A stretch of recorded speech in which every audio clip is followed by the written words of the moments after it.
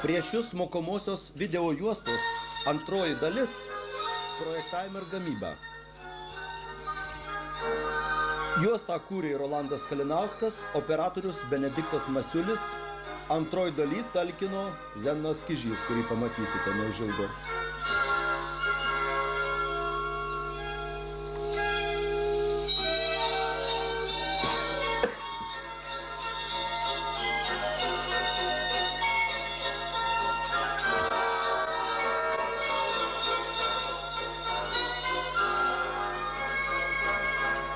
Norėčiau pakalbėti apie tokį gana svarbų dalyką, kuris dar nepaminėtas, kaip darbo kultūra.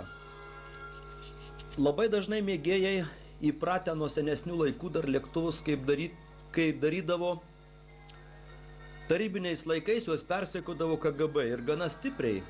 Ir gana dažnas atvejis buvo ne vienas lėktuvas sunaikintas, supjaustytas. Todėl lėktuvai buvo daromi savaitės dviejų pasiskraidimų. Vis vien žinojo, kad jau likimas šiukšlinė ir lėktuvai buvo daromi labai primityvūs, kuo pigesni, net sąmoningai nedaromas didelis ir didelių greičių, tuomet mažiau ir KGBistai kabindavosi. Ir nuo tų laikų susiformavo tokia negera nuomonė, kad lėktuvas turi būti labai primityvus. Dabar KGB tikrai jau nėra, viskas įteisinta, lėktuvas daromas ilgam laikui, jis yra tikrai turi būti gražiai padarytas. Ir todėl reikia nepamiršti, kad iki kiekvienos mažiausios smulkmenos reikia pradedant virinimu, kniedimu, projektavimu, kiekvieną dalyką nereikia gailėti įdėti darbo, kadangi lėktuvas jums tarnaus tikrai labai ilgus metus. Ir kai lėktuvas padarytas, reikia nepagailėti pinigų dažams, reikia susirasti gerą dažytoją, išsiaiškinti viską iki smulkmenų. Labai gražiai nudažyti, labai gražiai išmušti kabiną, ko mums dar nepavyksta. Yra tokie dalykai kaip garso izoliacija, kaip viduj labai geros apdailinės medžiagos. Tiesiog geras lėktuvas neturi skirtis nuo prabangios mašinos. Tas jums tikrai atsipirks, kadangi planuokit, kad skraidysit daug metų ir malonumas bus dvigubai didesnis ir galų gale kaina bus tokio lėktuvo didelė, jei norėsit parduoti, jeigu jis bus labai gražiai išbaigtas.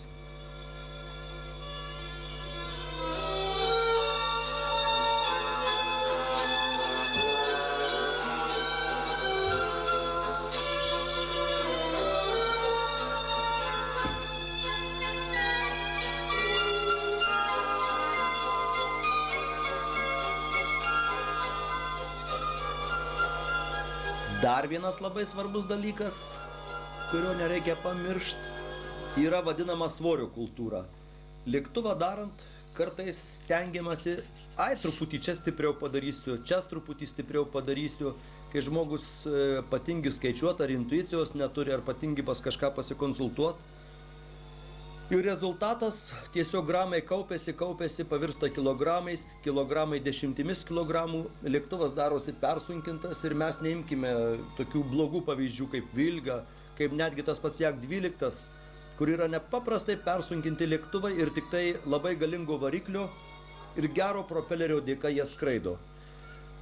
Kad to nebūtų, reikia tiesiog kiekvieną varžtelį naudoti geras medžiagas, kiekvieną varžtelį naudoti tokį, koks jisai reikalingas, sustiprinimus ten, kurie tikrai reikalingi. Tiesiog maksimum skaičiavimo ir maksimum funkcionalumo. Nereikia niekur persunkinti.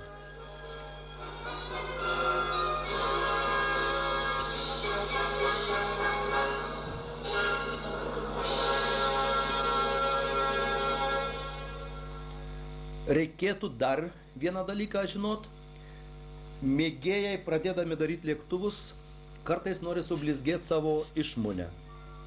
Nors yra klasikinės schemos, nusistovėję geri lėktuvai, žmogus aviacijų praktiškai naujokas atėjęs, bet jis kažką, ar tai teorijos labai mažai paskaitė, ar ką, bet susidaro nuomonę, kai jis yra apie save nuomonę, kai jis yra nepaprastai genialus, kokį nors dalyką teorijos paprastai netaip supranta, neįsiaiškina iki galo ir pradeda daryti super originalų lėktuvą su kažkokiom tai nuostabiom charakteristikom. Kai pradeda jį kažkas kritikuoti, nenori su niekuo skaitytis, įdeda nepaprastai daug darbo ir rezultatas vėl nulinis. Dažniausiai toks lėktuvas arba iš vis nebūna baigiamas, arba jeigu baigiamas, jisai neskraido, arba skraido labai blogai.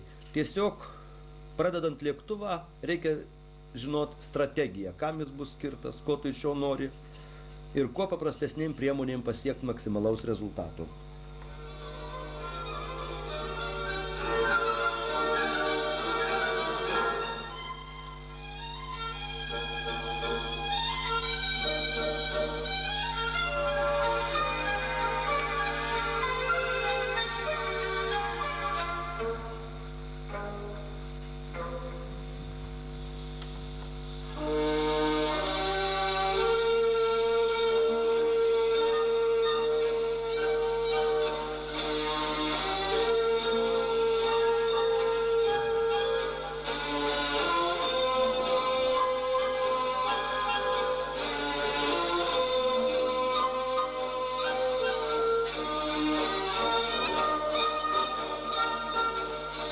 Dar kartą atsiprašome žiūrovų už visas video juostos klaidas, už defektus. Juostos buvo daromos be montažo, todėl tikrai atleiskite, kas yra ne taip. Ateityje pasitaisysim.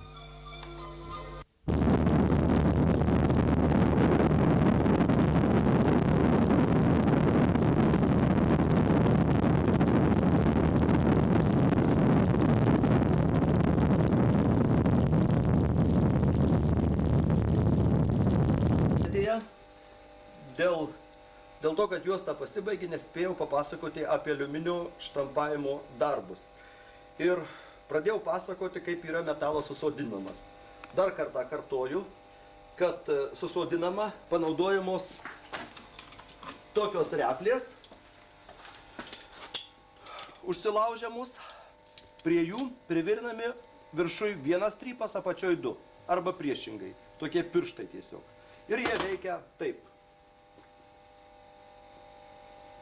Paimamas skardos lapas, kur reikia suspausti, susodinti skardą ir tai padaromas. Ne, šitai bus. Sulenkimas, padarome tokią bangą. Toliau sekanti ir ta banga pasilieka, aišku, ant skardos. Toliau dedama ant apvalaus sferinio priekalo. Tai iš esmės grybo galva, kurios diametras apie 120 mm. Ir įvairaus sferiškumo, tiesiog panašu į baravyko galvą ir paviršius turi būti poliruotas. Imamas iš netoks plaktukas, dėja dar kol kas neturiu parodyti, imamas duralinis plaktukas iš duralių, dydžio beveik tokio reikia nusifrezuoti, kad jis būtų kvadratinis irgi poliruotas paviršius ir tą ištampuotą vietą, ji būna tokia, plaktuku mušame tokį smūgį eglutę, pirmas smūgis, antras smūgis. Trečias, ketvirtas ir pamažu ta eglutė važiuoja, ant tos sferos susodina ir gaunasi metalas susodintas. Toliau sekantis ir galima net labai stipriai metalą susodinti tokiu būdu. Po to apie paviršiaus išbaigimą aš jau pasakojau, galima su pneumo plaktuku pasidarius specialioje įrangoje, nesikartosiu. Dabar dar vienas dalykas, kuris pasitaiko gaminant duraliuminės detalės.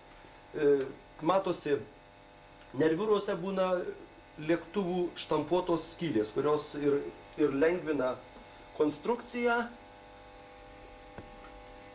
ir kartu padidina stiprumą. Tai pats paprasčiausias štampas, nereikia galvoti, kad čia kažkas sudėtingo, čia panaudota iš seno stūmoklio padaryta ir šiaip duralio gabalas. Tiesiog paimama pagal tą diametrą, aišku, įvairiem diametram reikia prisidaryti įvairios įrangos, paimama gręžimo staklėse su tokiu mechanizmu išpjaunamos kiaurymės.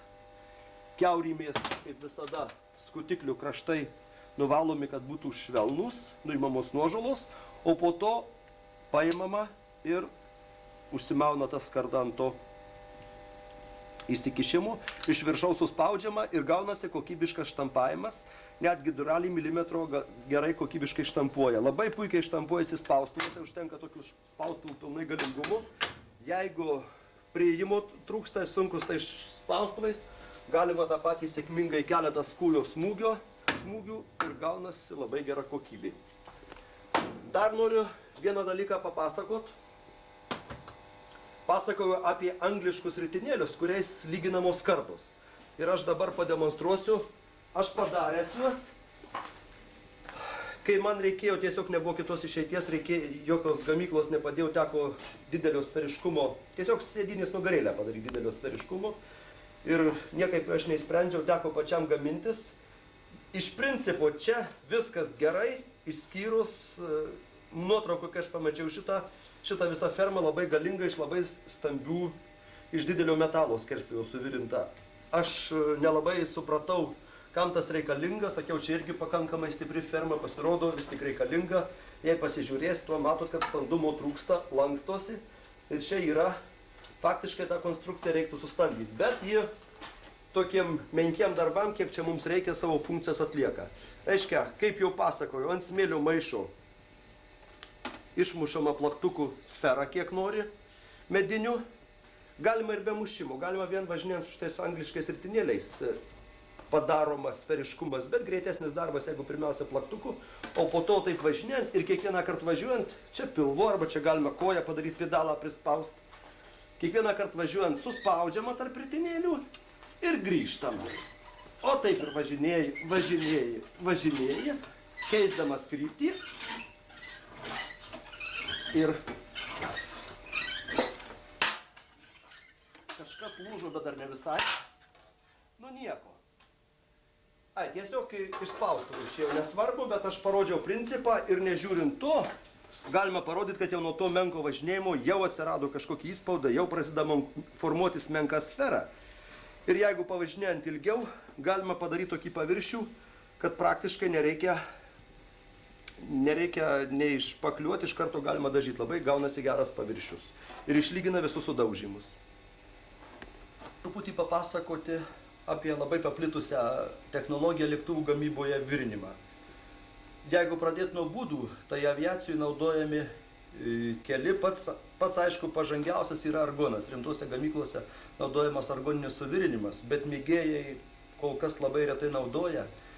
Ir aišku, jeigu kažkas sugeba, gali ir finansiškai sugeba ir turi gerą aparatūrą, tai reikia tik tai sportiškai pavydėti, reikia palinkėti toliau virinti.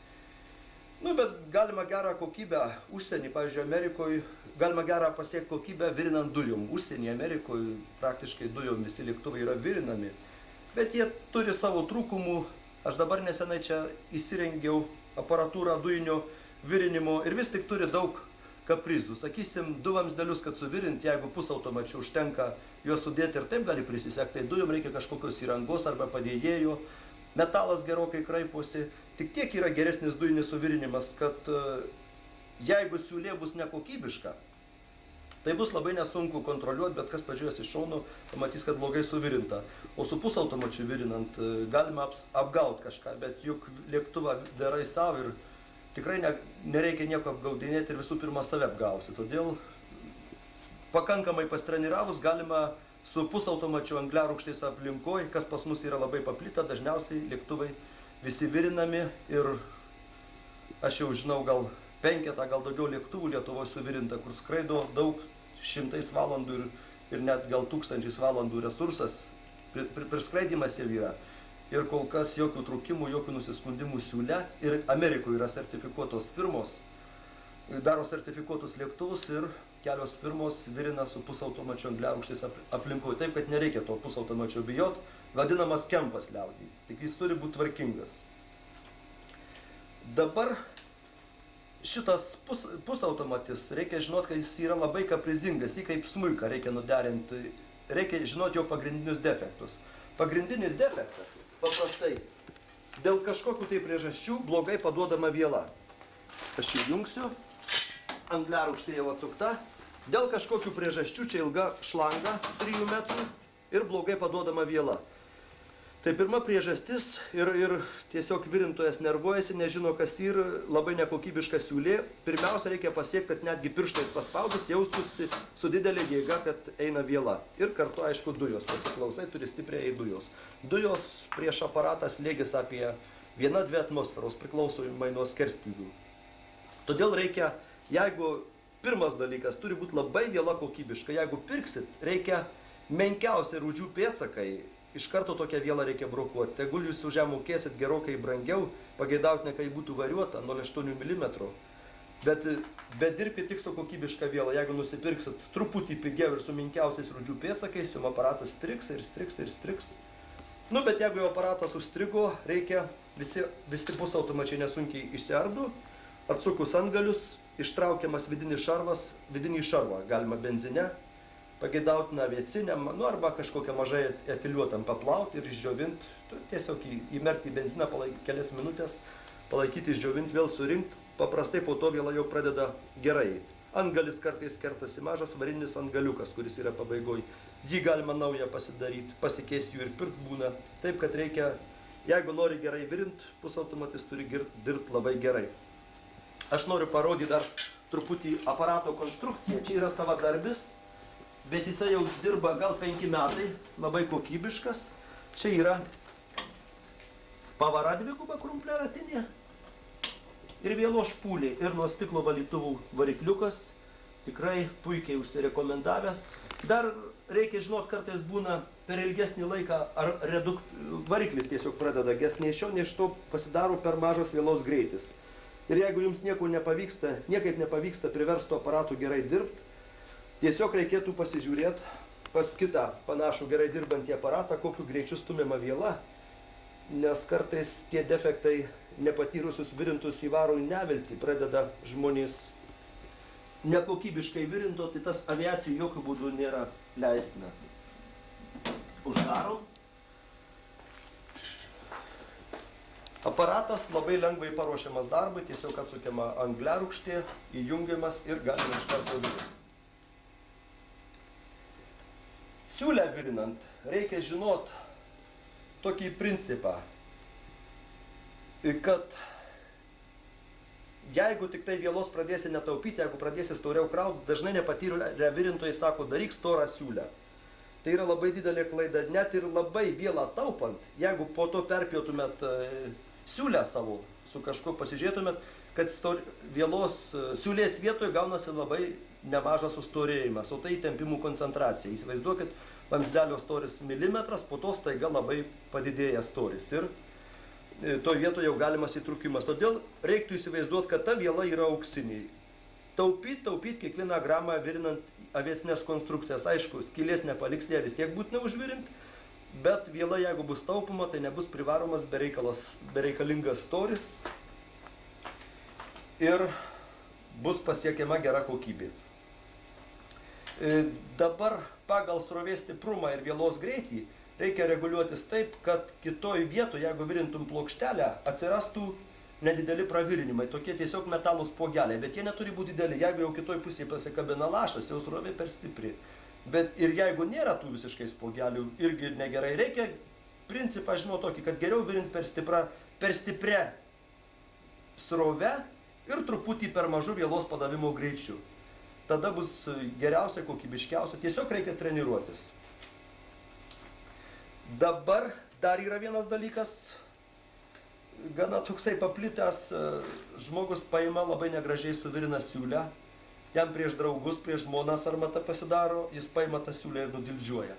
Ar su kažkuo nuvalo tą siūlę iš pirmo žvilgsnio graži, bet tai yra kategoriškai daryti negalima, jūs paprasčiausiai padarykite eksperimentą, padarykit plokštelę, privirinkit ir nedildžiuokit, po to tą kitą plokštelę nudildžiuokit ir pabandykit ją nulaužti, pamatysit, ant kiek jis silpnesnį. Aišku, kažkiek siūlę apvalyt, švelniai, truputį praeit pračius didžiausius spuogus, kadangi tas aparatas taškosi. Reikia, bet nereikia to piknaudžiauti, nes jeigu tik labiau siūlę padildžiuosit, jūs ją labai susilpnysit ir tiesiog reikėtų, kol neišmokai virint, nevirint. Labai dažnai mėgėjai teisinasi. Aš sako, aparatas blogai dirbo, tai už tai čia taip man negražiai gavosi. Jei aparatas blogai dirba, lėktuvų nevirink. Sureguliuok aparatą, kai aparatas dirbs kaip šveicariškas laikrodis, tada virink ir bus gera kokybė. Dar noriu papasakot, yra paplitę tarp mėgėjų prietarai, kad negalima lėktuvo fermos virint iš, sakysim, 30 kGSA plieno, nes jis labai trūkinėja. Negalima iš mažanglių, nes jis labai silpnas. Tai yra iš tikrųjų prietarai, nes pradėkim pirmiausia nuo mažanglių, sakysim, plienas 20. Jį galima daugelį vietų naudoti sėkmingai konstrukcijose, ten, kur vamzdeliai yra didesnių ilgių ir naudojami klupdymui. jų atsparumas klupimui yra visiškai tas pats, kaip ir paties geriausio plieno. Galima imti legiruotą plieną ir mažanglį ir bus kokybė ta pati. Pasižiūrėkit į formulės, galų gale galima padaryti bandymus kažkokius ir pamatysit, kad aš teisus. Todėl galima vietose, kur vamzdelis netempimui, o gniuždymui dirba, arba tempimui nestipriai apkrautas ir pakankamai ilgas, kur lemia ne metalo stiprumas, o atsparumas klupimui, galima labai sėkmingai naudoti mažanglį, palyginti silpną plieną. Jis niekiek nesilpniau laikys. O plienas 30 HGSA yra specialiai sukurtas virinimui ir jo nereikia bijotis. Tik tiesiog nereikia jo labai staigiai šaldyti, šaltoj patalpoj gal nereikėtų dirbti. Aplamai yra pasaulyje aviaciniam konstrukcijom chromolibdeninis plienas sukurtas, bet rusai molibdeną visą sudėjo į tankų šarvus. Molibdeno neturi, tai čia yra tas pats chromolibdeninis, tik be molibdeno, tokia maža smulkmena.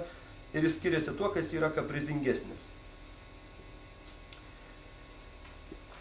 Virinant masyves detalės reikėtų žinoti tokį dalyką, kartais pusautomatis tiesiog praktiškai gerai virina iki 2 mm. 3 mm jau jūs kokybiškai nepravirinsit, bet kartais tiesiog tenka ir 10 mm, 10 mm kažkokią tai masyvę detalę virinti ir išeities, kadangi jūs sunku bus surast, yra paprastas dalykas. Tiesiog masyvę detalę reikia pakaitinti. Pakaitinti ant liepsnos. Ir pamatysit, kad ta pakaitinta detalė žymiai lengviau virinama ir galima prie jos visiškai ploną privirinti. Pakaitintas metalas pasidaro toks kažkoks tiesiog virinant minkštas pasijaučia. Tas labai jaučiasi virinant ir tiesiog naudokite tą. Dabar dar vienas svarbus dalykas. Nukirps tą vielą labai negražiai styro. Mėgėjai kartais nepatyrę virintojai virina arba užsimerkęs, kaip skaitys, sako, mintinai moka gėdotų dėl užsimerkęs, arba turi labai blogą skydelį ir tokį užkoto palaikymą, kur taip paplitęs tarp virintųjų. Jei norit pasiekti gerą kokybę, skydelis būtinai turi būti uždedamas ant galvos ir kad pats laikytųsi, ir virinimo metu jį nuleidi, vėl pakeli, kad rankos būtų abi laisvos. Jei ranka nors viena nelaisva, kokybės negausit. Galima tik tai snargliuoti, bet nevirinti. Turi būti švarus stiklas ir stiklas priekinis, apsauginis iš paprasto langų stiklo, jis turi būti dažnai keičiamas. Tiesiog reikia daug prisirėžyti, jau faktiškai šitą reikėtų keisti, truputį padirbai, pamatai, kai jis negražus, apdulkėjęs, apdulkėjęs dulkės, aišku, galima nuvalyti. Bet jį reikia dažnai keisti, visai tuomet kita kokybė. Ir dar vienas dalykas, niekad skaidelį nedėkit šitą pusę kažkur.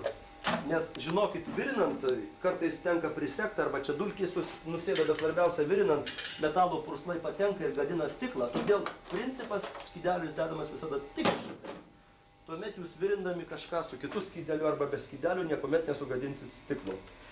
Ir dar yra taisyklė, jeigu jūs virinsit, aš jau kaip sakiau, kad vieną ranką virinti negalima, jūs būkit patys geriausi šauliai, šaudymo čempionai, bet spaudant šitą knopkę, visada kažkiek sujuda ir jūs geros siūlės negaus, bus labai negražiai iškraipyta. Todėl reikėtų tiesiog principas toks.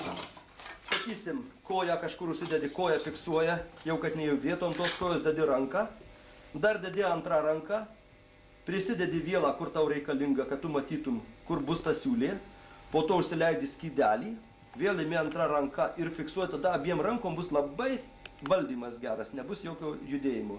Ir tada pradedi virinti. Per skydelį labai gerai kontroliuojasi, labai gerai matosi, bet jokių būdų ne viena ranka, nes viena ranka visą laiką tas judės ir jūs kokybės negausit. Dar vienas dalykas, reikia žinot, kad šitas vielos ilgis virinimo metu turi būti, aišku, pageidautina kuo trumpesnis, bet realiai reikia išlaikyti apie centimetrą. Jeigu mažiau išlaikysite, irgi gaunas nekokybiškai labai keista rankena, bet jūs jau, kai atitraukėt po virinimo, centimetras gal neišeis, maksimum 1,5 centimetro, jeigu lieka viela. Bet šiaip virinimo metu reikia stengtis 8-10 mm, kad būtų tuomet pats kokybiškiausias virinimas. Jeigu jūs toliau nutrauksite ir apsauginės dujos taip neveikia, tiesiog reikia tuos atstumus išlaikyti. Dabar parodysiu konkrečiai vieną vamzdelį paimsiu, paruošiu ir suvirinsiu. Štai paimam labai sveikai įsirengtą save dirbtuvėse. Vienam gale yra galandinimo diskas, o kitoj pusėje labai nuostabiaus įrankis, duralinis cilindras, paklijuotas veltiniu. ir įspaustas pleištu, o čia švitrinis popierius. Ar jūs medžio darbus darysite, ar plasmasės, ar metalo padarius kokį nors apkaustą, grubiai apkarpius, po to ant jo apšveitus labai greitai šveičiasi. Aš pademonstruosiu, kaip daromas vamzdelio galas pritaikomas virinimui. Ranką sukt nebūtina, tiesiog įjungiu. Variklis turi būti didelių apsukimų, 3000 vadinamas.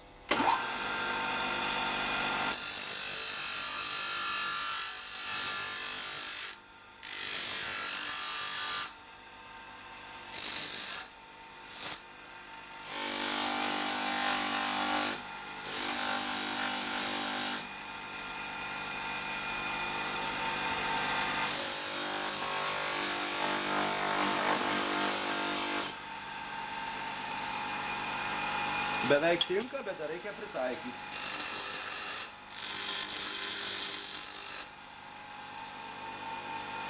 Va. Nu ir kad darbas būtų, nebūtų sarmata niekam parodyti, čia nereikalingas negražus metalas, viduje užvartas irgi reikia, aišku, nuimti su aštriu skutikliu. Nu ir bandom virinti. Masiai pajungta čia virinimo postas panaudotas metalo karpimo žirklės. Kaip kas gali, taip tas pasiruošia. Masiai prie jų pajungta. Vielą paspaudi keletą kartų, patikrinti nereina angliarūgštė. Ir likusį vielos galą niekad netaupykit, visada nukirpkit, kad būtų trumpas. Toliau prisidedam. Ir paruoštas prisegimui. Įsivaizduokite, kad čia būtų virinimas dujomis.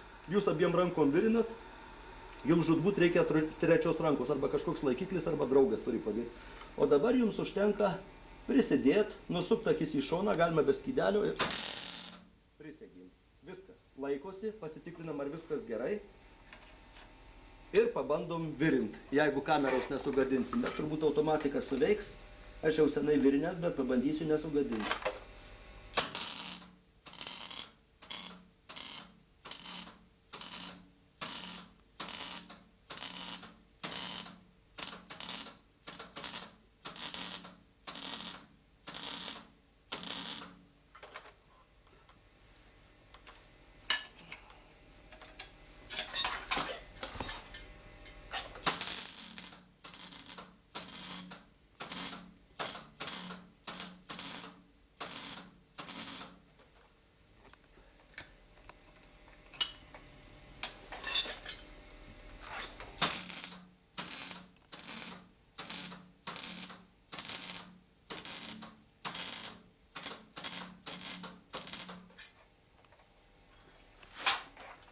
Vienoj vietoj, iš tikrųjų senai virinau, gėda, bet pradeginau skylę. Šiaip jau man taip nebūna, tiesiog matot, reikia iš tiesų pasitreniruoti prieš virinant lėktuvą.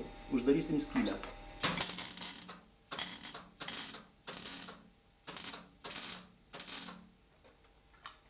Tai nereikalingas metalas. Faktiškai aš jau čia prikrovau nereikalingų metalų. Taip daryti nereikia. Dabar apžiūrim, kas čia gavosi. Aišku, ta vieta karšta, čiupinėti negalima, bet jeigu pafilmavus, galima pasakyti, kad siūlė gavosi visai nebloga.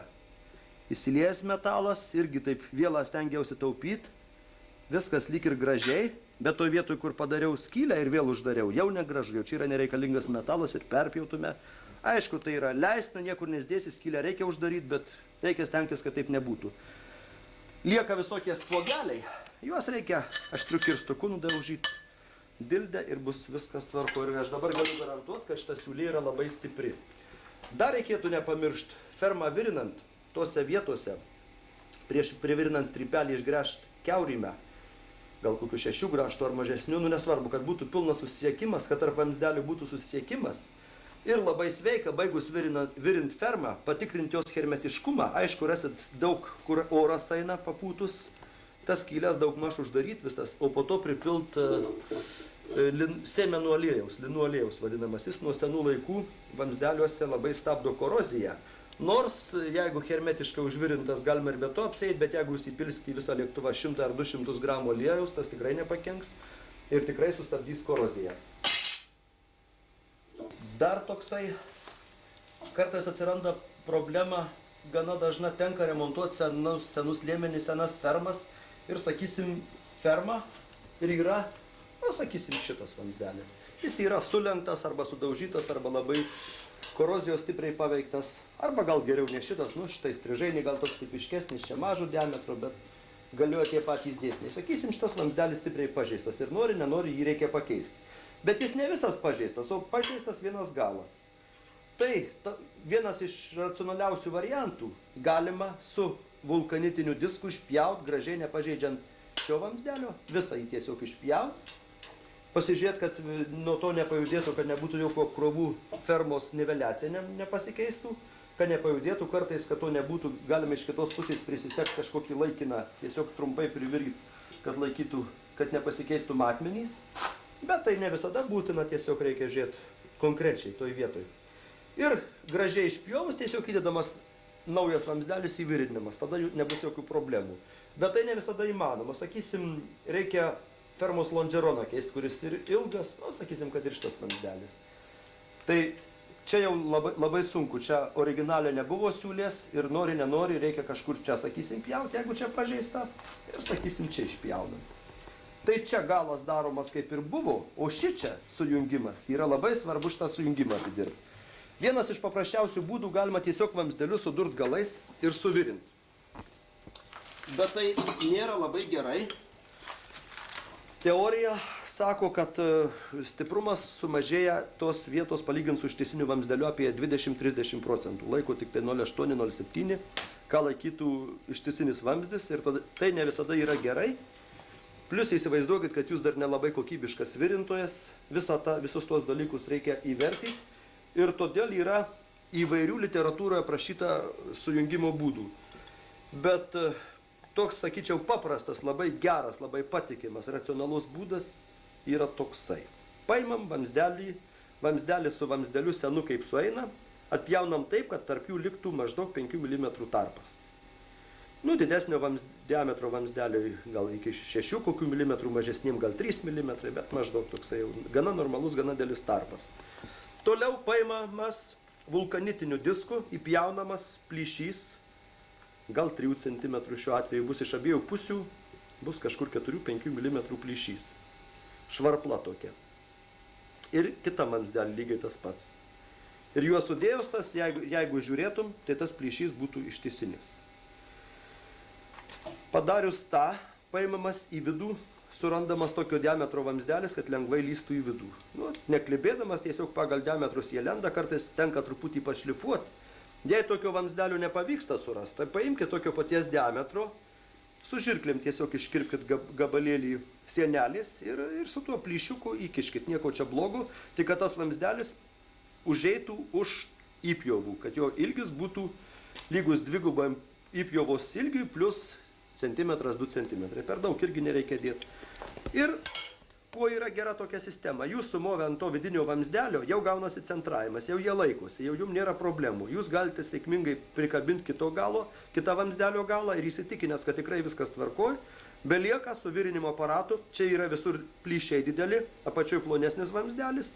Belieka pravaryti vieną siūlę ištisai, toliau iš kitos pusės apsivertus kitą ir apvaryti žiedu. Rezultatas gausis skerspjūvis nepakitęs, jeigu čia drobė ar kas nors gulės, ar kokie kiti elementai, skerspjūvis nepakistas, yra labai gerai. Šičia irgi nepakitęs skerspjūvis, svorio labai nedaug pridėta ir stiprumas yra garantuotas, kadangi laiko ne tik šita siūlė, bet ir šitos. Ir vamzdelio susilpnėjimas bijau prognozuoti, bet jis turbūt gal bus apie 5 procentai, nu gal 10 procentų, bet nedaugiau. Ir tikrai bus kokybiškas, geras suvirinimas ir jums jokia inspekcija neprikibs, kad čia negerai padaryta. Visuomet, kai yra abejonės, taip reikia daryti. Dar vieną dalyką reikėtų nepamiršti. Virinant fermą, ne visur pavyksta suprojektuoti sėkmingai ir pagaminti sėkmingai, kad būtų nekeltų abejonių kažkurių tai sujungimų stiprumas. Tokiose vietose baigdamas lėktuvą tiesiog jūs daug svorio neprikraus, bet tiesiog reikia nebijant, sakysim, šitą vietą man nepatinka ir iš tikrųjų yra silpnoka. Čia reikėtų paimti skardos gal milimetro ir įdėti tokį trikampėlį. Čia užbortuot kampelį užlenkt, įdėti trikampėlį, tą trikampėlį įvirinti. Ir net jeigu jūs nekokybiškai būsi čia suvirinę, tas trikampėlis jau laikys. Ir taip visose vietose tų trikampėlių negailint, kur yra įtartinos vietos, aišku, piktnaudžiauti nereikia, bet kur yra tik tai įtartinos vietos, kur jums atrodo, kad stiprumo gali neužtekti, niekuomet negailėkite. Ir tas ten keli šimtai gramų sudėti į lėktuvą jums labai stipriai atsipirks, labai padidės lėktuvų atsparumas. Papasakot apie vieną tipišką klaidą, kur mėgėjai daro. Kažkodėl tai visas liemuo daugmaž būna suprojektuotas teisingai, bet kažkodėl tai nucimbina, nuplonina uodegą. Ir jie antiek nuplonėjus, pavyzdys Kučinskas buvo labai nusiploninęs uodegą. Praktiškai visur, Kašubos pirma šešupė buvo silpna uodega. Ukmergė buvo padarytas lėktuvas, jis praktiškai dabar nepadarytas, bet teko vyrai, kaip apsižiūrėjau, jie po to antrą tokį sustiprinimą darė. Kučinskas Algis irgi sustiprino savo liemenį. Tokios tipiškos klaidos, ta uodegėlė antiek nuplonė, atrodo ten svorio išlošia ar ką, faktiškai nieko neišlošia, bet uodega tiek pasidaro silpna, kad tiesiog pavojinga pasidaro skraidyti. Ir jeigu statiškai apkrovus jį ir išlaiko, bet metalo labai didelis nuovargis, pastoviai ta uodega dreba, didelės deformacijos ir anksčiau ir vėliau toje vietoje atsiras įtrūkimas, todėl jūs niekuomet neplonykit uodegos, prie uodegos neplonykit liemens. Aš jau atrodo savo lėktuvą projektuodamas į tai atsižvelgiau, padariau storą palyginti uodegą ir taip pasižiūriu, dar jai truputį stiprumo trūksta, dar jai galėtų būti standesnį. Ir jeigu pasižiūri užsienietiškus lėktuvus, ten aerodinamikos tikrai nesugadinė, eina palyginti storas fiuzeliažas iki pat uodegos ir paskui prie uodegos taiga gana greitai užplonėja. Ten toje vietoje aerodinamika yra labai jau menkai turi įtakos ir tikrai reikėtų laikytis tokios taisyklės daryti storą fermą iki pat galo. Ne iš storų vamzdelių, bet storų didelių matmenų fermą iki pat galo. Dar fermą, pasakojant apie fermą, labai svarbus dalykas, aš keletą kartų minėjau apie vamzdelių klupdymą. Klupdymas vamzdelių galima paskaičiuoti pagal Eulerio formulę. Ji yra bet kuriam medžiagų atsparumo vadovėlį, galime pasižiūrėti. Gana paprasta formulytė, nereikia jos bijot. Jis sako, kad kritinė vamzdelio jėga, kai jis išlinksta į šoną, aš jau sakiau, kaip smilgas, spaustum ir kažkiek laiko, paskui staiga klumpa virsta į šoną. Tai čia turi galvoj, kad vamzdelis yra tiesus, lygi kažkokia ta jėga kilogramais išreikšta. Ir yra toksai vadinamas dar įtvirtinimo koeficientas. Kaip vamzdelis įtvirtintas? Vamzdelis gali būti įtvirtintas, sakysim, paprasčiausiai taip atremtas. Šarnyriškai, gali būti vienas vamzdelio galas įvirintas kietai, gali būti abudu vamzdelio galai kietai ir tas koeficientas yra paimtas šarnyriniam įtvirtinimui, reiškia pačiam blogiausiam atvejui. Skaičiuokime, reiškia koeficientas C jau žinom, kas yra, nurodo vamzdelio įtvirtinimą ir iš karto galima pasakyti, kad kadangi ferma yra suvirinta, vamzdelį neįtvirtinti šarnyriškai, tai fermos lonžeronams, išilginiams fermos elementams C yra 1,5, reiškia kritinė jėga 1,5 karto padidės, o įstrižainėms ir stovams fermos yra 2,5 įtvirtinimo koeficientas. Todėl žinokim, kad tie vamzdeliai vis tik laikys daugiau negu čia paskaičiuojam, padauginam iš to koeficiento. C bus arba 1,5 arba 2,5. Pi kvadratu jisai nesikeičia. E yra dydis apsprendžiantis medžiagos standumą ir jisai, kaip jau sakiau, plieno bet kokios markės yra vienodas, atskaitinę reikšmę jau nesakysiu, čia yra parašyta, bet tai nesvarbu, tik reikia žinoti, kad duraliui jis yra lygiai 3 kartus mažesnis, o plienui, koks jisai bebūtų, ar jisai grūdintas ar mažanglis, tas E yra visuomet vienodas. Apačioje labai svarbus dydis ilgio kvadratas, reiškia, jeigu vamzdelis pailgėjo dvigubai, atsparumas krenta 4 kartus, tą žinokit, labai nesunku paskaičiuoti, jeigu vamzdelį dvigubai padidinot, jos arba priešingai atsparumas, kvadratinė priklausomybė tarp vamzdelių ir stiprumo. Ir čia labai svarbus toksai dalykas J. Jisai net 4 dydžio, reiškia truputį padidinus. Yra to J formulytė, padidinus truputį tik tai vamzdelio diametrą, atsparumas labai stipriai išauga. Lentelę ir pavyzdžiui, aš jums pasakysiu tokius dydžius. Imam plieninį vamzdelį 8:1 ir įsivaizduokit, jeigu paimam 33 cm, atrodo toks ilgis, kiek tas ilgis gali laikyti. Tai čia paskaičiuota, kad 33 cm ilgio 8x1 plieninis vamzdelis laiko 274 kg klupdymų ir atitinkamai duralis, grubiai dalinam iš 3, laikytų apie 100 kg, truputį mažiau. Bet jeigu mes tą vamzdelį nuo 33 iki pusės metro pailginam, visai nedaug atrodo. Tuomet jos stiprumas nuo 274 krenta iki 114. Labai, čia jau ilgio kvadratas, labai turi didelę įtaką. Toliau žiūrėkim, kaip atsparumas išauga, jeigu imam 16x1 vamzdelis, 16 sieneliai 1 mm. Tai 33 cm ilgio vamzdelis laiko 2660 ir pusės metro vamzdelis laiko 1100, tik tai nors nedaug padidėjo. Ir toliau žiūrim, kaip pavyzdį, 28x1 vamzdelis, 33 cm laiko 15 tonų, 15,5 tonos grubiai. Ir 50 cm, tik tai 6 tonas, 6,5 tonos grubiai.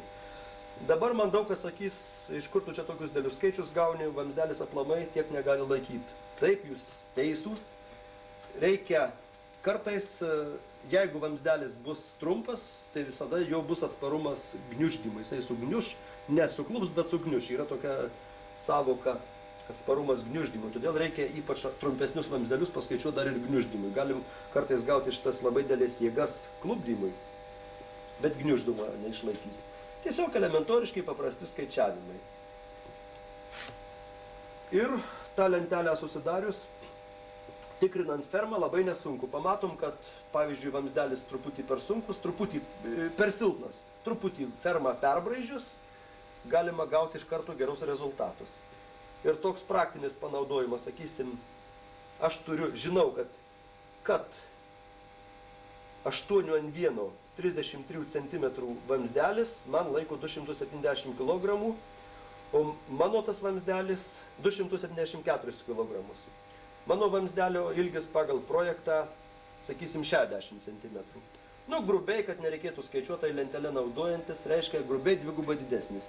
Dvigubai didesnis reiškia jėga bus 4 kartus mažesnė. 274 dalinam iš 4 ir gausis apie 70 tik tai kilogramų tas vamzdelis. Jeigu mus tenkina, tai jėga tvarkoja, netenkina, keičiam storesnį arba keičiam kažkaip konstrukciją.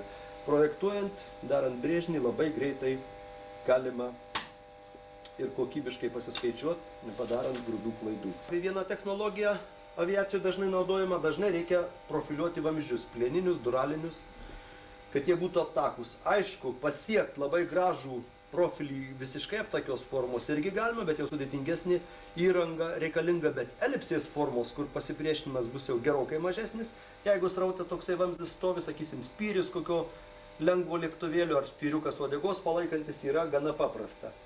Yra du būdai. Vienas galimas būdas tarp ritinių. Tiesiog paimama įrangėlė, aš anksčiau buvau pasidaręs, 2 ritiniai ir tarp tų ritinių prastumiamas traukiamas vamzdis. Bet realiai su 2 ritiniais kokybę pasiekti labai sunku, jisai susiraito, susikraipo, galima pažaisti, arba reikia daugiau ritinių, reikia rimčiau tą įrangą daryti, arba jos tiesiog atsisakyti.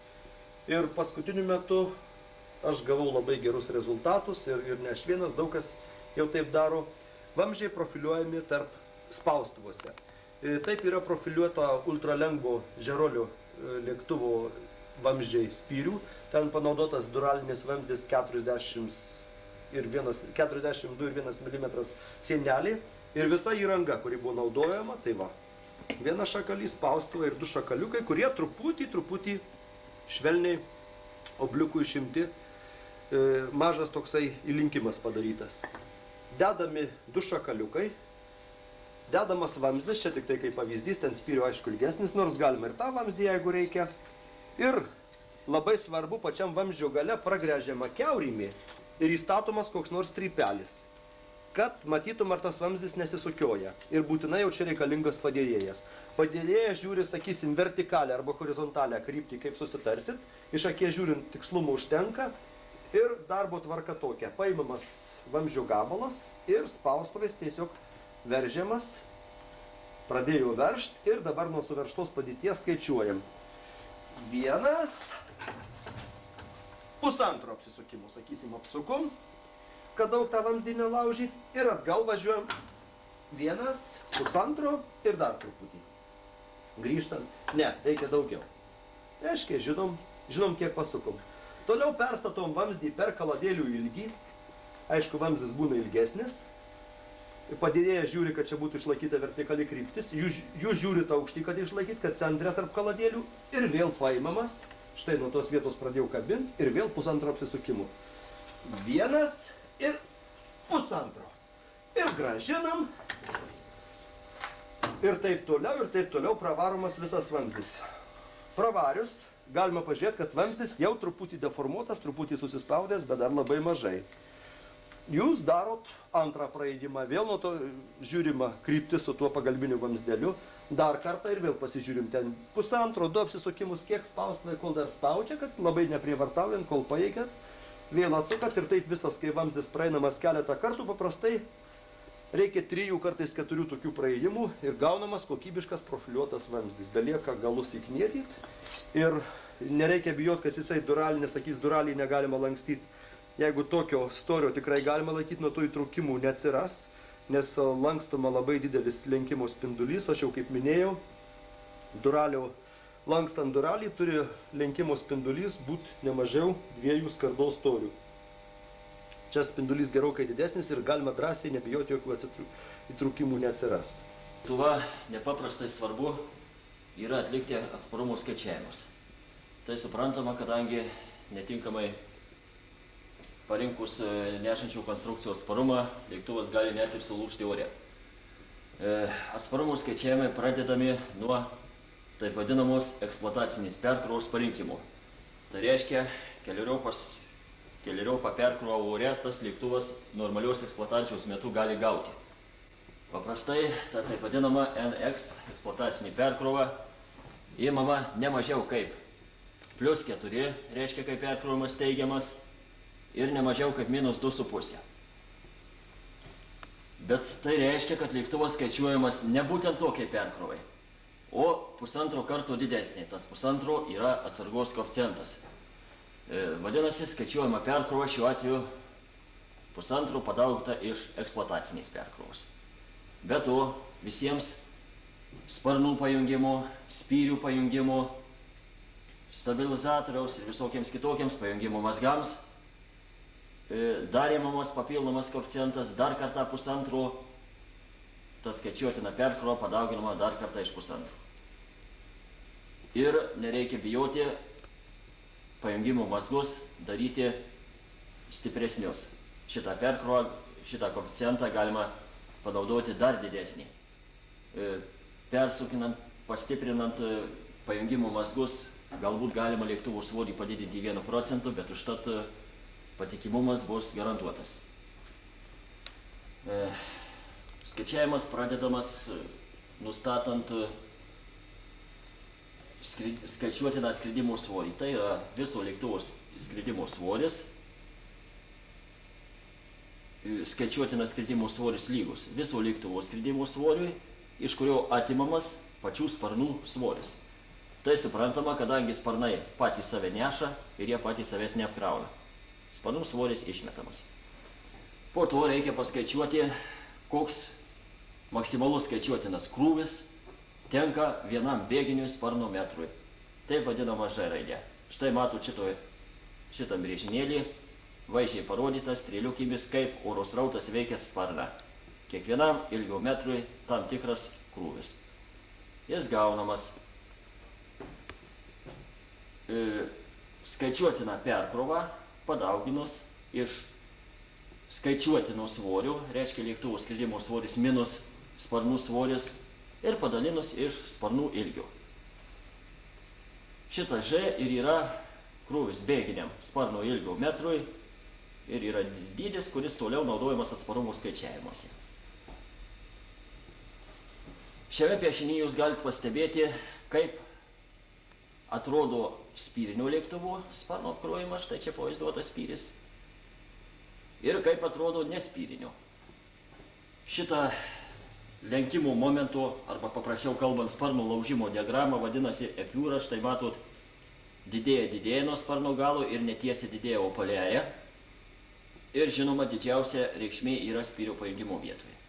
Paskiau vėl mažėja ir šitas lenkimas sparno pajungimo prie liemens vietoje, o tas pajungimas, aišku, yra šarnyrinis, yra lygus nuliui. Visi lenkimo momentai šarnyruose lygus nuliui. O įsivaizduokim, jeigu spyrių nėra, tai štai matote toliau. Didėja, štai mėlyna spalva, didėja. Ir kokius 3, gal net 4 kartus didesnis tas laužimas negu atveju, kada mes naudojam spyrį. Štai vaizdžiai ir matosi spyrių nauda, kaip tai leidžia sumažinti lėktuvo svorį. O šitas maksimalus laužimas arba lenkimo momentas paskaičiuojamas štai pagal tokią formulę. Maksimalus lenkimo momentas lygus apkrova bėginiam sparnų metrui, padaugyta iš Z kvadrate. Čia yra atstumas nuo sparno galo iki laužimo vietos. Jeigu norim paskaičiuoti spyrio pajungimo vietoje, tai štai imam šitą atstumą. Padaugyta iš atstumo kvadrate, atkreipkite dėmesį kvadrate, padalyta iš 2 kilogramai metrui. Rado šitą maksimalų lenkimo momentą, jau labai lengva surasti jėgas, kurios veikia taip vadinamas lonžeronų lentynas. Štai čia pavaizduotas lonžerono pjūvis, viršutinė lonžerono lentyna, apatinė. Ir per šitų lentynų vidurius, atstumas tarp šitų lentynų vidurio, H raidė pažymėtas, vadinasi statybinis aukštis. Tai jėga šioms lonžerono lentynoms bus lygi lenkimo momentas padalytas iš tai šito statybinio aukščio. Kuo didesnis šitas aukštis, atstumas tarp lentynų, tuo mažesnė jėga, žinoma, ir atvirkščiai. Antra vertus, labai nesunku, žinant medžiagos atsparumą, sigma kilogramą į centimetrą kvadratinį arba kilogramą į milimetrui, surasti reikalingą tos lonžeronų lentynos skerspjūvį. Tai yra jėga dalijama iš šito atsparumo.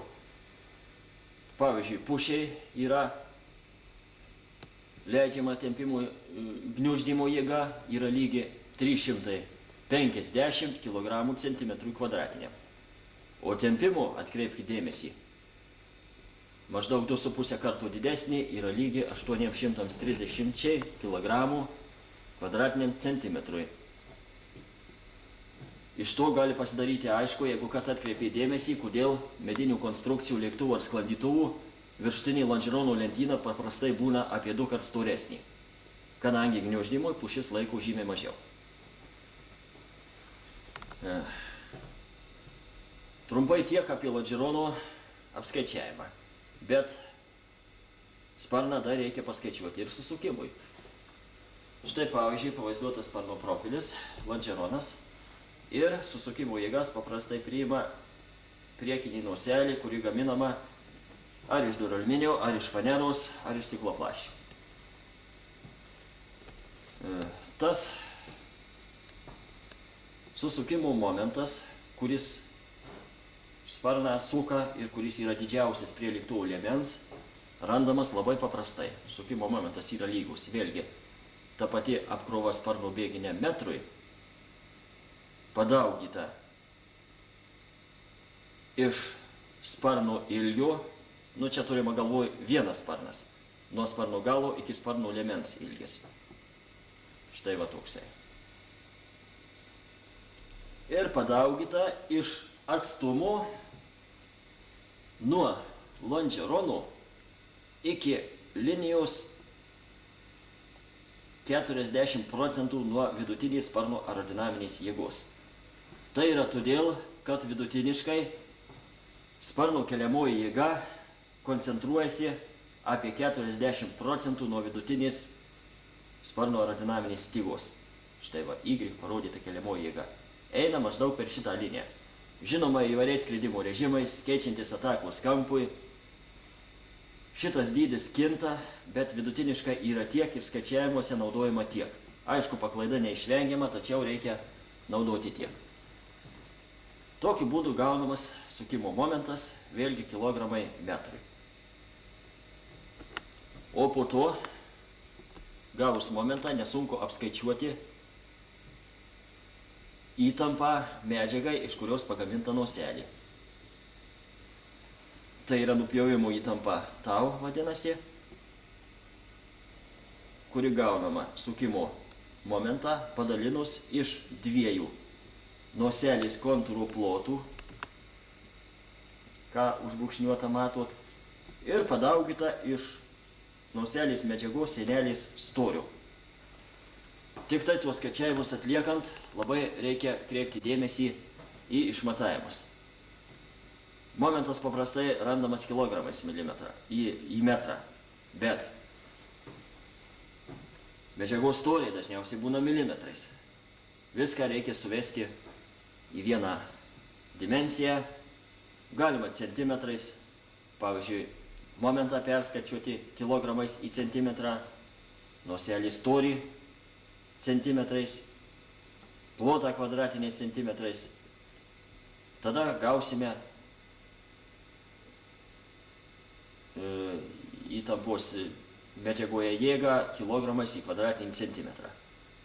Kai kurioms medžiagoms, pavyzdžiui, fanerai, žinynuose, būtent tokią dimensiją duomenys ir duodami, kiek kilogramų kvadratiniam centimetrui fanera laiko.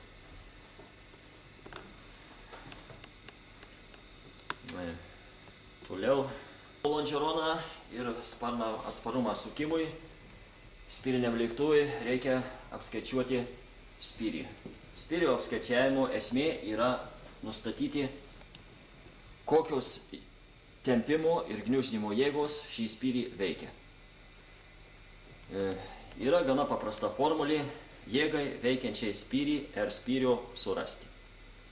Tai yra vėlgi apkrova jėginiam sparno metrui, padaugyta iš sparno ilgio kvadrate, padaugyta iš sinus alfa, alfa matot yra kuris kampas tarp spyrio ir sparno, ir padaugyta iš atstumo A tarp spyrio pajungimo vietos ir lėktuvo ir sparno pajungimo vietos prie lėktuvo liemens.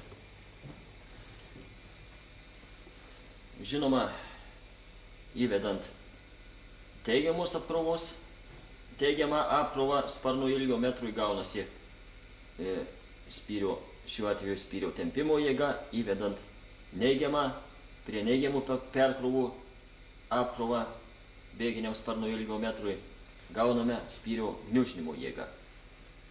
Su spyrio tempimo jėga viskas aišku, jėga padalinus iš spyrio medžiagos, daleiskim plieno arba duraliuminio vamzdžio skerspjūvio, gauname apkrovą spyrio medžiagos ploto vienetui, daleiskim kilogramai kvadratiniam milimetrui, ir pagal žinynus tokiu būdu parenkama, ar tinka tam tikras vamzdis ar koks nors kitas ruošinys spyriui. O jeigu spyris gniuždomas, tada truputį sudėtingiau. Be šitos apkrovos dar reikia apskaičiuoti, ar neviršijama kritinė spyrio gniuždymo jėga. Tai yra tokia jėga, kuriai esant kažkoks tai strypas, šiuo atveju spyris, gniuždant praranda pusiausvyrą ir liaudiškai tariant klumpa. Ši kritinė jėga randama taip. C yra koeficientas, jeigu galai pritvirtinti šarnyriškai, o spyrio būtent taip ir yra, tai lygu vienetui. C lygu vienetui, jei tvirtinimas šarnyrinis, padauginta iš pi kvadrate, padauginta iš E. E yra taip vadinamas tamprumo modulis. Plienui jisai lygus štai tiek, o duraliuminiui jis yra toks, tai yra 3 kartus mažesnis. Jau vien iš to seka, kad esant visoms vienodoms sąlygoms, plieninis spyris laikys lygiai 3 kartus daugiau negu duraliuminis. Turime galvoje iki klupimo momentų.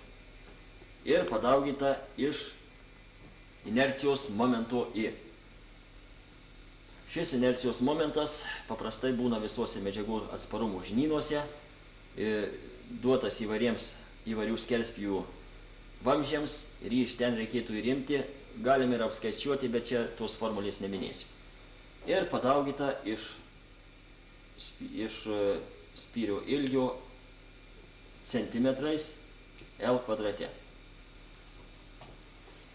Vėlgi atkreipkite dėmesį, kad kvadrate iš to seka, kad jeigu, pavyzdžiui, spyris pailgės 2 kartus, tai kvadrate jau ši kritinė jėga sumažės 4 kartus. Ir atvirkščiai, sutrumpinus spyrį 2 kartus,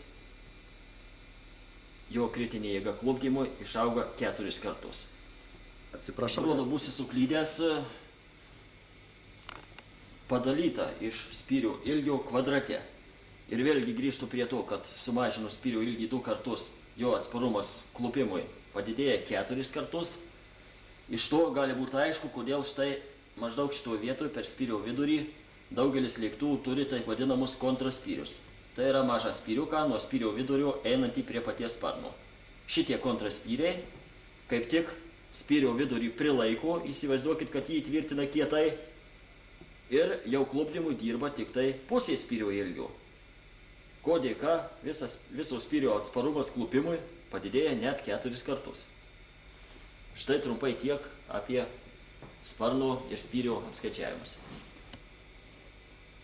Apie dar vieną technologiją, kurią reikia žinoti, apie drobinės dangos remontą ir aplamai pilną drobės keitimą, kadangi drobė plačiai labai naudojama skraidimo aparatuose, ant sparnų ir ant liemens. Drobinės dangos remontų, jeigu jūs pasidomėsit literatūrų, ten parašyta labai sudėtingas variantas. Jeigu drobė truputį įplyšus, rekomenduoja ten nuimti tirpiklio dažus, seną celoną susiūt, vėl ten dėti lopus. Praktiškai tą tikrai nereikia. Mūsų lėktuvais, kurie skraido greičiais praktiškai 200 neviršinė km/h, kad ir daugiau. Tas yra tikrai nereikalinga, čia tuščias darbas.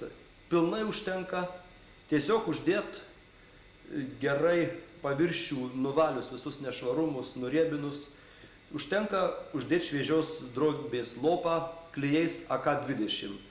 Ir taip negailint, kad nuo įplyšimo krašto kažkur 5 cm didesnį lopą, didesnis 5 cm negu skylės dydis, kad būtų į visus kraštus. Ir patepti gerai AK-20 klijais, po to nucelonuot. Ir jeigu uždažysit, praktiškai net nelabai matysis. Visiems drobės darbam, visiems karpimam reikia naudoti figūrinės žirklės. Ar jūs dekoratyvinės juostas karpytumėte, bet ką darant tik tai su tokiom žirklėm. Jų yra pirkt, nėra jos deficitas, bet tuomet drobė nebrizga ir atrodo gražiai. Dabar, jeigu jūs visą savo skraidimo aparatą norit dengti drobę, yra pats paprasčiausias būdas, sakysim, šitą liemenį visą. Kaip tik ruošiamas dengimui, jau padarytas, rekonstruotas liemuo ir jį reikia apdengti drobę. Pats paprasčiausias būdas yra siuvamas maišas. Jisai užtraukiamas pro uodegą, iš drobės gabalų daromos siūlės. Tose vietose, kur paprastai nevamzdžiai, čia centre bus viena siūlė, toliau čia kitos siūlės, ir paskui pagal vietą čia ant gargrotų. Ir tas maišas, bet kuri patyrusi vėją, labai nesunkiai padaro. Reikia tai padaryti, kad tas maišas tiesiog užsitemptų netgi su kažkokia jėga, kad drobė būtų užtempta. Ir tuomet jums liks, kai tas maišas užtemptas, tik tai galuose, sakysim, čia yra galas, reikia pritvirtinti drobę prie šito strypelio. Strypelis apvyniojamas vadinama kiperinė juosta. Tai tiesiog centimetro ar 2 centimetrų pločio medžiagos gabalas, juostos medvilninis gabalas, jis apvyniojamas ir prie jo prisiuvama drobė. Apvyniojant reikia patepti, kad neprasisuktų AK-20 klijais metalą. Ir reikia taip tepti, reikia tepti tik tai vieną pusę, kad vyniojant juostą, ta vieta, kur siūsis adatą, kad nesušlaptų klijais, nes jeigu sušlaps, tai tuomet bus adatą praktiškai neįmanoma įsmeigti.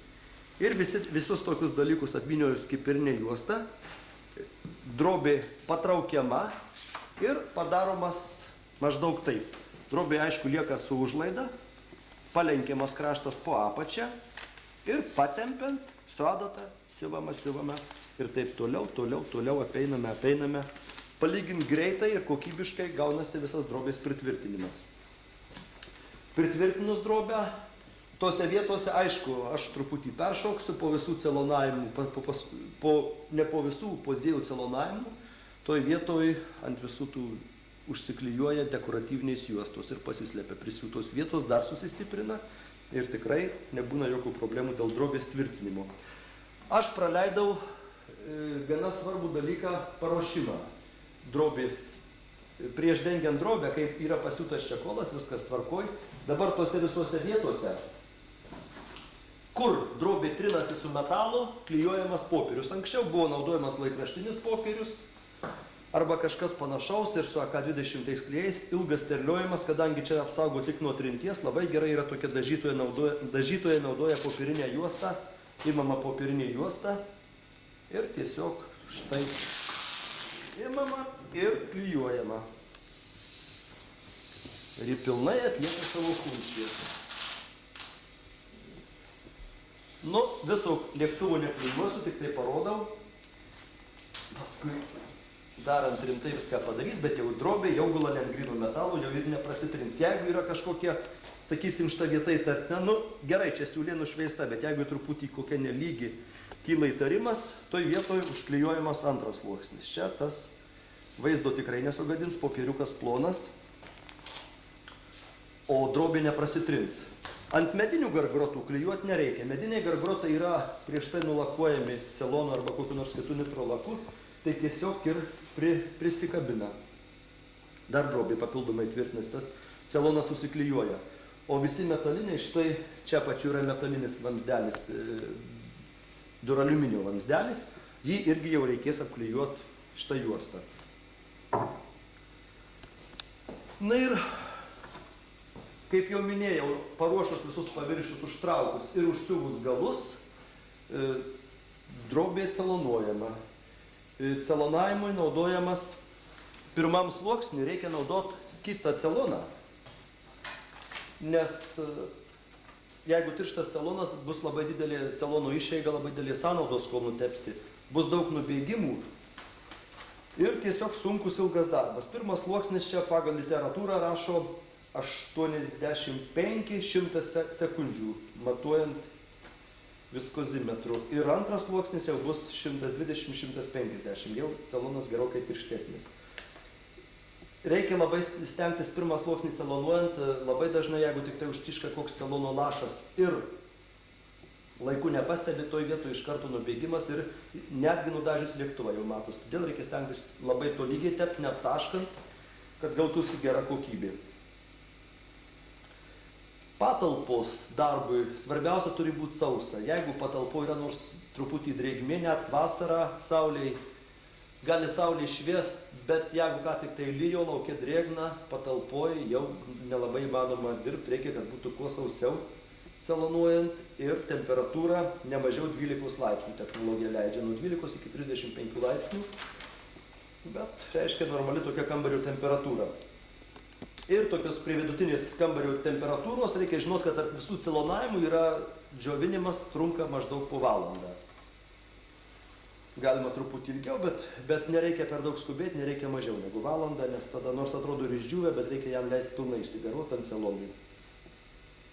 Dar svarbus dalykas, reikia celonuoti ypač tokį liemenį, ypač paskutinius celonus, celonavimus, kai pirmas, antras sluoksnis drobė dar nesitempia, bet jau nuo 3-4 pradeda temptis, pageidautina tokį didelį gaminį, kad vienu metu celonuotų 2 žmonės, nes jeigu nucelonuosi vieną kraštą, jie atpalaiduos į kitą pusę įsitempus ir siūlės nuvažiuos į šalį, labai negražiai atrodys. Reikia stengtis vienu metu iš abiejų pusių, kad vyktų celonavimas.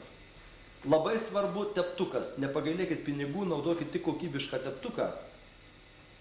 Teptuko plaukai būtinai juodos spalvos, tuomet jeigu plaukas įsipeša iš karto matosi, galima jį nuimti nuo drobės. Ir reikia, kad tie plaukai nesipešiotų, nes yra tipiškas toksai dalykas, žmonės pagaili pinigų teptukui, prisivelia plaukų ir po to, kai uždažo, ypač toj vietoj dar vibracija, šiek tiek paskraido, labai negražiai atrodo, toj vietoj drobė iš karto trūkinėja. Kad to nebūtų, būtinai naudokit gerą teptuką. Dar svarbus dalykas, nepasakiau, visi gargrotai, bet kuri vieta, kur liečiasi drobė, jeigu norit, kad ji netrūkinėtų greitai, turi būti suapvalinti. Jokių aštrių perėjimų, nes ties tuo aštriu kraštu drobė būtinai trūks. Ir dar vieną dalyką žinokit, kad reikia naudojant dažus, bet kokius dažus. Aišku, nitro dažų jau era pasibaigė, jais nereikia dirbti. Bet dažymo firmos, kur pardavinėja dažus, žino, naudojame tokie plastifikatoriai. Jie gana brangus, bet dažus, kuriuos naudoja drobė, juos suminkština, tuomet dažai netrūkinėja. Jeigu standartiniais dažais nudažysi, tai paskleidžius 1-2 sezonus tikrai drobės sutrūkinės, negražiai atrodys. Dabar dar apie technologiją. Aš jau, kaip sakiau, nucelonavus pirmą kartą, praeina ne mažiau valanda, celonuojamas antras kartas. Po antro celonavimo visose vietose, kur norime paslėpti arba siūles, arba bet ką, jeigu norime paslėpti, bet kokius sujungimus, klijuojamos dekoratyvinės juostos, su tom žirklėm iškerpamos 3-4 cm pločio, kiek ten reikia, ir užklijuojamos ant viršaus. Tas yra daroma po 2 kartų. Jeigu būna konkrečiai reikia priklijuoti drobę prie kokio nors liuko, sakysim, čia skardinis kažkoks skardos būtų gabalas ir čia kiaurimi ir reikia priklijuoti drobę. Labai dažnai tas pasitaiko ypač sparnus darant, tai reikia irgi po 2 celonavimų truputį atkėlus pateptą K20 klijais ir priklijuoti. Nuo 3 sluoksnio reikia į celoną maišyti aliuminio pudros. 3, 4, 5 ir dar kartais 6 sluoksnis eina su aliuminio pudra, tuomet žymiai geresnė kokybė, lengviau dažai dengiasi ir žymiai būna danga atsparesnė ultravioletiniams spinduliam. Po teptuko nudažymo gaunasi truputį tokie lyg ir šmorai, lyg ir negražiai atrodo, bet nereikia to bijot, nereikia stengtis labai gražiai padaryti. Drobė, kaip literatūra rašo, praktiškai 2 atsparesnė ultravioletiniams spinduliam, kur spindulių šiaip jau paprasti dažai nesulaiko. Dar vieną dalyką labai svarbu reikia žinoti, kad nucelonuotas liemuo jokių būdų neturi pamatyti saulės. Jeigu jūs dirbsite aplamai ant saulės, arba tokį nucelonuotą liemenį palaikysit keletą valandų saulėje, celonas labai bijo saulės, vienas nedažytas, su pudra negaliu garantuoti, man asmeniškai buvo be pudros, tai labai gražiai sutrūkinė pasidaro kaip cukrus ir visas jūsų darbas nueis niekais. Praktiškai reikės plėšti drobę, viską daryti iš naujo, kad to nereikėtų. Daug kas yra ant to pasimokęs. Saulėje negalima rodyti ir ant saulės negalima netgi dirbti. Būtinai turi būti pavėsis. Po 4 sluoksnio, po 4 celonavimo, jeigu pačiupinėsi ranką, drobės paviršius būna nelygus. Reikia paimti smulkaus švitrinio popieriaus ir visą paviršių praeit, visą prašveist, tos didžiausius nelygumus pašalint, tuomet bus paskutinį kartą nucelonavus, bus kokybiškas paviršius. Dar reikia žinoti, kad po 4 sluoksnio apačioj visose vietose, kur gali kauptis vanduo ar liemenį, ar sparne ties kiekvieną nerviūrą, reikia klijuoti vadinamas drenažinės kiaurėmes. Tam naudojami skrituliukai, iškerpami arba išpjaunami iš senos drobės, 20-25 mm diametro, senos naudotos dažytos drobės. Su kiaurime viduj 6 mm, priklijuojami celonu ir užcelonuojami. Ir tam sparnės skylė bus padaryta tik po dažymo. Iki dažymo kiaurimų neverta daryti, bet po dažymo kiaurimės yra būtinos, nes vėl turim skaudžią patirtį, kai kolegos, kai kurie pamiršo tas drenažinės kiaurimas pasidaryti, paskraidė keletą metų, lėktuvas labai greitai ar gauna lietaus ar kur, kaupia drėgmę, drobė, kadangi yra medvilniniai pūva ir rezultatas po kelių sezonų supuvęs sparnas, nors šiaip danga labai nauja. Dar aš nepasakiau apie dangos, apie susiuvimą. Prieš minėjau, kad yra daug siūlių daroma. Siūlės yra daromos tokiu būdu. Imama visų pirma naudojama drobė AM100 ALL, kaip rašo literatūra, arba AM100 arba ALL. Galima, jeigu koks aparatėlis labai lengvas, ultralengvas ir paprasta medvilninė, taip sakant, stiprią paklodę, bet jei norit gauti gerus rezultatus ir atsakingoj vietoj sunkesnis lėktuvas, tikrai reikia gauti tokią drobę, nors šiuo metu ji yra brangi. Gerai parodau, kaip yra daroma siūlė. Sudedami 2 drobės gabalai ir 20 mm nuo krašto prasiuvama siuvimo mašina. Toliau drobė viena atlenkiama, čia jau viena siūlė laiko. Siuvėjos lengvai supras. Ir dar daromos 2 siūlės iš ilginės. Už 6 mm nuo pirmos siūlės ir dar kartą už 6 mm nuo pirmos siūlės prasiuvama. Ir čia skaitosi pagal visus aviacinius reikalavimus, drobė bus stipri. Dar reikėtų apie vieną dalyką pagalvoti. Kadangi tadžikai dabar kariauja ir jie visą laiką buvo pagrindiniai drobės gamintojai, dabar drobės kainos ištisai kyla. Ir reikia manyti, kad ir ateityje jos dar gali labiau pakilti. Ir šiuo metu jau jos pagal kainas aplenkia yra sintetinės dangas. Sintetinės dangos naudojamos užsienio skraidymo aparatuose labai plačiai ir jeigu drobė lėktuvą saugant lauke 3-4 metus iki 5 metų galima išlaikyti. Nu, angare žinoma ilgiau, bet jeigu lėktuve laikomas, tai sintetinė danga, praktiškai resursas gaunasi neribotas, lėktuvas atskraido 15 metų ir tenka tikrinti, ar vidus nesupuvęs lėktuvo. Todėl reikėtų orientuotis į sintetinės dangas, galvoti ateityje, kad vis tik tai su jom dirbti. Ir tom dangom jau dirba, jau daugmaž įsisavinus. Kauno aviacijos gamykla turi patirties Panevėžys, turi termikas. Reikėtų pasidomėti joms. Dar vieną dalyką, labai dažnai drobė ten, kur ypač prie sparnų, taip pat liemens viršutinė daly, ten, kur vyksta, kur srautas stengiasi ją atkelti ir kur norima gerai pritvirtyti, drobė prisiuvama stipriais medvilniniais siūlais. Ir pažiūrėkit, kaip tas yra daroma su 2 lenktom adatom, patyrus siuvėja jau ne vienus sparnus uždengus, parodys, kaip tas yra daroma. Taip, įmamas ilgas, kuo ilgesnis, aišku, siūlas, 2 lenktos adatos, adatų lenkimas, aišku, turi atitikti skylutes, čia specialiai padarytas skylutes. Siūlas išvaškuojamas, gal būtinai, gal ne, bet jis patogiau su juo siūti vaškuotų siūlų, natūraliu bičių vašku. Jų galima gauti turguje. Tų vaško, žodžiu, išvaškuojama, ištrinama visas siūlas. Čia aš nepasiruošiu gal iš anksto. Taip, paimk. Ir taip, įveriamas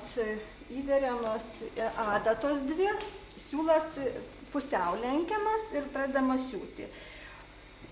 Susiuvus, padarius pirmą dygsnį, siūlas užmezgamas, padaromas mazgas. Viršutinis siūlas, kuris ėjo viršuje, atsiduria, eina į apačią. Va taip. Į apačią. Ten ranka negalima padėti, ten drobė. Taip, čia aišku būna drobė už. Jinai ją reikia stengtis tempti, kad jinai būtų ištempta. Taip, daromas mazgas. Reikia stengtis, kad mazgas, aišku, atsidurtų šitoj kiaurymėj, kad jisai nebūtų viršuje, kad čia būtų lygu, nebūtų mazgų. Na ir taip toliau. Čia gal viso nereikia, nes čia...